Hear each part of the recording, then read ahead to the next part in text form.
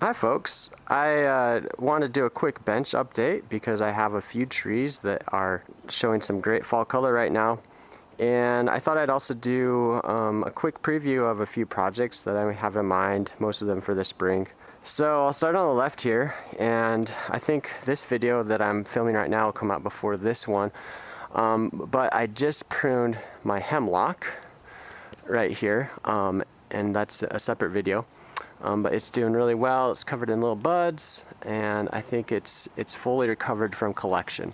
I don't have plans to really repot it this spring, but I might replace some of the forest soil with more bonsai soil like I have been doing. I've been replacing about 10 to 15% per year. I just kind of excavate out a portion, put in bonsai soil, and then replant the vegetation above it. Here's my one of my favorite trees. It's doing really well, looking great. It's normal this time of year for cedars to lose their interior leaves, so a lot of these are turning brown, but nothing to be concerned about. That's just normal. It's the tree shedding its oldest scale foliage, I guess in this case. But yeah, I just reduced the moss on this one. The moss had grown really high, like about an inch above, and I took that moss out, pruned it, and replaced it, and yeah, it looks way better now. So I'm really loving this tree still. It's doing well, and it'll bronze up quite a bit for winter, and I keep it out in all sorts of weather. Only when it gets below negative 15 degrees Fahrenheit do I actually protect this this tree. My pine, this video just came out. I pruned it and wired it for the first time really, and yeah, it's doing really well. I can see it is setting new buds, so that's really great, and again shedding old needles, which I've been kind of plucking off now and again. I take some of the yellow needles and just pluck them off. And here's my hornbeam. You know, even though the leaves have lost much of their color really, it still actually looks pretty neat, and it's holding on to those leaves. I think it actually kind of holds on to them all winter, but it's still looking cool, so I'm not pulling off those leaves, just leaving them be. Here's the yew, doing well. My amber maple, I'm debating, I might stick this one in the ground. I don't know, just because it's gotten this foliar fungus the last 2 summers, and I think the summer before that even got some it was chlorotic, you know, kind of yellowish. So I wonder, you know, maybe if I just stuck in the ground for a couple growing seasons, that would do it some good.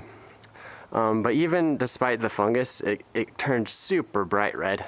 I kind of missed it. I had planned on filming this update a little earlier. Even a few days ago it would have had a ton more of its leaves on, but they fell off. We just got rain today. I am going to snap this soon. My bristlecone pine. I'll make a short video about that. It's a preview for that video. I'm basically going to snap it, and it's not going to be much to watch, but I think I'll do it on camera. Just did a video on pruning up my small trees, so they've changed even more. The oak is starting to change quite a bit now. It happened so suddenly, you know, just a few days ago they were like completely green, and now they're quite yellowish green. Again, my cotoneaster, did a video on that one recently, and my quince. This is one I really want to show off. This is kind of peak right now, and this is my little dwarf variety of ginkgo. The cultivar is Marroquin. I think I said that right. But yeah, it's looking great right now. I'm loving it. The green moss contrasted with the small little ginkgo leaves. These are way smaller than like the typical ginkgo that you see at your local city park or whatever. They're tiny. I kind of wish I had one for comparison, but I'll put my hand here to show you how small they are. And yeah, this tree did really well this summer. It doesn't grow much, I think because it's a dwarf variety, and I put it in this tiny pot a couple growing seasons ago, so it does not extend much. but it's really achieved the look I want it to achieve already. So I'm not looking to get the trunk a lot fatter. I just think it is a cool creation that just finished. Here's my little grocery store juniper. Hasn't grown much at all since I did the work on it. This is also a video that I did recently, but it's doing fine. This is another one that'll bronze up with cold. Onto some more fall color. My Western Larch. Yeah, it is turning yellow. And it's setting buds, thankfully. I think it's still very much alive and maybe even happy. We'll see what kind of growth I get in the spring. Another one with great color right now is my dwarf birch penjing. I'm calling it a penjing because I put these rocks here to simulate a river, and have a little guy there. And yeah, the fall foliage is kind of neat on this one. Pretty much yellow, but kind of yellow. It's hard to tell. Yellow with a bit of orange, so it's cool. Moon tree's happy. I think moon tree's even grown in just the last month or so that I repotted it. It seems pretty happy right now, so I think it adjusted. Of course, spruce is, not going to change color, but yeah, I did a video on that one as well. And here's one I was planning on pruning this once the needles started changing, and they have on my American larch here, my blue sparkler. But then I read something like you don't want to prune larches in the fall. So I don't know, somebody tell me in the comments, do you prune your larches in the fall? Because I had wanted to prune off all these extensions and prune back a bit in the fall. But if fall's not a good time, I'll just prune it in the spring, and that's fine. I am going to use my new wire cutters to prune off the wire though on this. I suspect it's starting to cut in on portions. And I used to unwind it a lot, but with my new wire cutters, I can get close. I'll just prune it off. No fall color from my Seiju Chinese elm. In fact, it still seems, I found a place on it where it's still growing. So yeah, that's interesting. No fall color change. I'm happy my Makawa Yatsubusa, I'm pretty happy actually that its leaves are about to come off. Because it actually has quite a pleasant winter silhouette since it's been in this pot, in a small pot, its whole life for like a decade now. The branch structure is actually pretty neat to look at, very curvy. And this tree is looking great. And it's been one of those ones that's just changed really gradually to this orange, and that's what it did last year. It's kind of this orangish color, and yeah, it's great. It's just your typical Japanese maple, not a variety, but it did really well with the full sun and the heat, so it's looking great. A viewer asked about a part 3 of this tree. Some of my first videos, I styled this little Hinoki cypress and put it in this pot, and they wanted a part 3, so I don't really have a part 3 yet. There's no work I want to do on it, but I can at least give this update about what it's looking like. So you can see it does have some new foliage, some new growth going on. For a long time it didn't do much. I think it just adjusted to the repotting that I did, because I did put it in completely new soil, and I pruned off maybe half the foliage if I remember right. I have to review my videos. Yeah, so it just kind of sat for a while. I kept it in shade for a good part of the early summer, and have just kind of let it acclimate to more light. And I think it's fully established from its repotting into bonsai soil. So as far as spring plans, I really could put it in a smaller pot. I could do more root work. I don't know if I will though. I think my plan for this tree is to leave it in this pot, which I honestly just kind of like the look of it. It's definitely not a bonsai pot. It's much too big. But I'm going to leave it in the pot for the next growing season probably, and just kind of let it grow and get really strong and vigorous. And then I think I will move it into a smaller pot. I'm going to keep this tree small. At least that's the plan now. All right. And go back to this big tree, which I've never shown and I think that this video will come out before my video about this tree. And I was pretty excited about making this video. This is an upcoming video. I filmed it just recently, but this is a dwarf thuja, a northern white cedar. And I took this tree to a nearby cedar grove. Kind of get a better angle on it. A nearby cedar grove, and styled it there.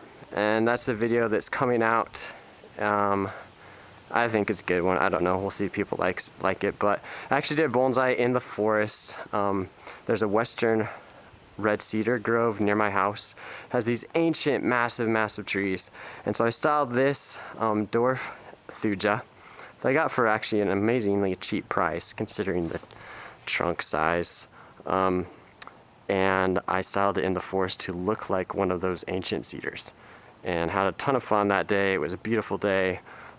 Made a video that I'm proud of. I will go over to my other thujas. I have two more like it, the same variety. It's DeGroot Spire. These are unstyled, so this is what that tree looked like before styling, basically. Just your typical arborvitae, kind of thin upright tree. I actually have some right there. They might honestly be the same variety. I'm not sure, but those have been planted in this yard for who knows how long, decades. But yeah, so I do plan to style these, and maybe I'll video it. I had to get more wire, which actually I received today in the mail. And then here's another of the same variety. It's smaller though, third DeGroot Spire that I plan to style. And I'm debating whether I'm gonna put these in a forest planting or not. Feel free to comment whether you think I should. But yeah, that's an upcoming video. I'm going to style these this fall for sure. But whether I plant them in a forest or not, I'm not sure. I don't know if I want to have a planting that huge to deal with. So I guess that's a future project. And I have one more over at the bench that I'll talk about. But another future project, I've talked about this several times, but is this Douglas fir that I planted in the ground here. And let's see if I can get in there. You can see the trunk. It's actually quite a large tree. I collected from the forest quite a while ago, and it has grown with a lot of vigor this year. It's quite happy, so I think in the spring I will be putting that in a bonsai pot. That's the plan, subject to change. We'll see. You know, I talked about this tree early on in one of my updates. So update again, this is a little mugo pine that I planted as a rock. And the reason why it's not on my bench is because it started to get really hot, and I mean this thing would dry out fast because it's just got a tiny little soil in a pot, or not even a pot, it's a rock that I carved out and then I actually had to glue back together because I broke it while I was carving it. And I thought, you know, it's gonna grow better if I stick it in the ground so I can keep the roots cool. And it did grow, and I don't know what I want to do. I'm gonna just leave it here for the winter. It might crack my rock that I've broken to pieces, but I am just gonna leave it here for now. Maybe I'll extricate it in the spring or later. But to ensure the tree survived and just to give the tree the best growing conditions possible, I thought, yeah, stick in the ground. So I did. Let's see what else. I have a couple Japanese maples over here. They're showing really good color. This one's been planted in the ground for a few years now.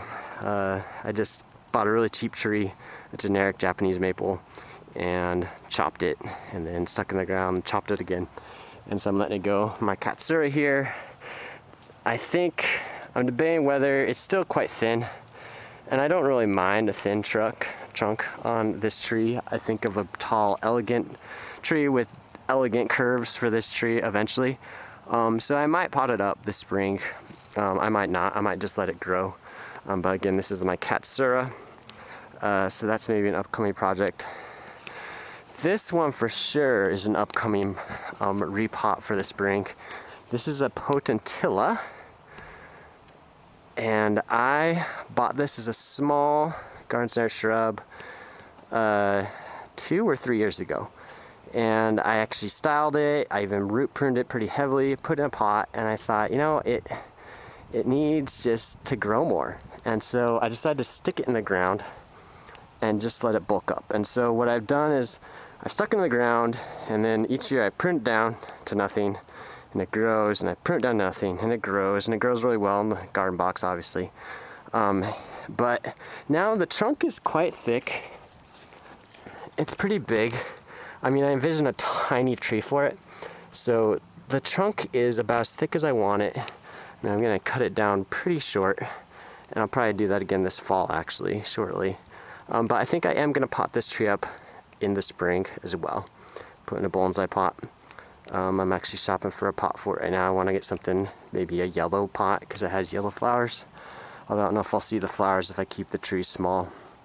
But yeah, it's super healthy, super vigorous, and after 2 growing seasons, I think it's ready for, maybe even, actually I think it's 3 growing seasons. I think it's ready for a bonsai pot if I want to put it in.